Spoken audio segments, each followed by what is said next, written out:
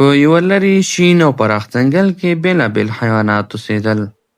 هلته زمریان، پړانګان، پیلان، ګیدړان، خرګوشان، مرغان، هوسۍ او نور ډېر ژوند کاوه.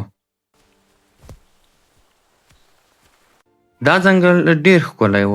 لویې لویې ونې، صافې شنې دښتې او خوږه هوا یې درلوده. د دې ځنګل باچا یو زمری و. هغه کلونه د ځنګل مشري کړې وه، خو اوس کمزوری شوی و.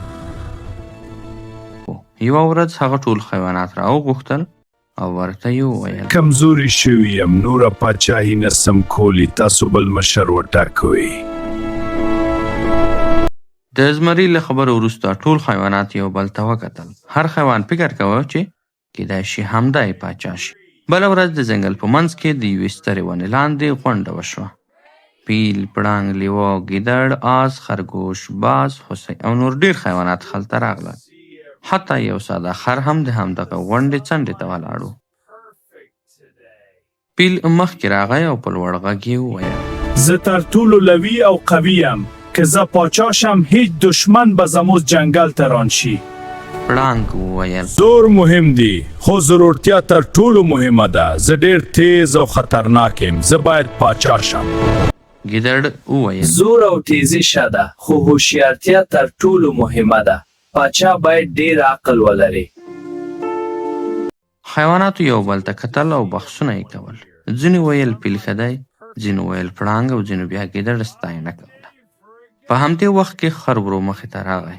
خر په ارام او ساده غږ وویل: زه نه قوي یم لکه فیل، نه تیز یم لکه پړانګ او نه ډېر چالاک لکه ګیدړ، خو زه یو څه لرم: صبر، زحمت او د نورو لپاره کار کول. ښه ده، موږ به ازموینه وکړو. هر حیوان به خپله وړتیا وشي.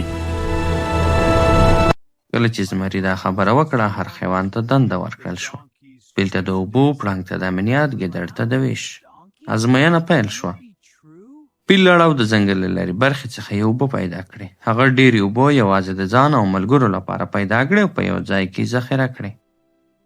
پړانګ د امنیت لپاره ګرځېده، خو ډېر حیوانات ترې وېرېدل. حتی خرګوشان او مرغان به د هغه له وېرې پټ پټ کېدل.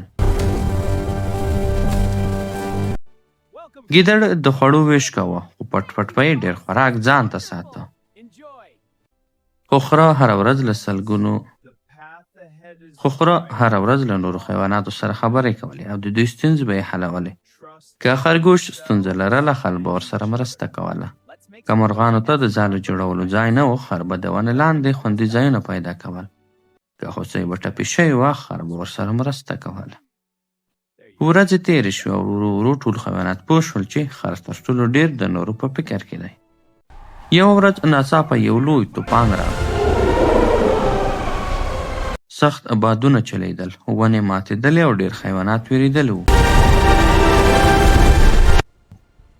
پیل، پړانګ او ګیدړ په پټ ځای کې خپل ځان خوندي کړ. خو خر د طوفان پر مهال له یوې سیمې بلې ته ګرځېده او کوچني حیوانات یې خوندي ځایونو ته رسول. هغه خرګوشان، چرګان، مرغان او حتی یو کوچنی هوسۍ د ونو تر سیوري لاندې خوندي ځای ته بوتله.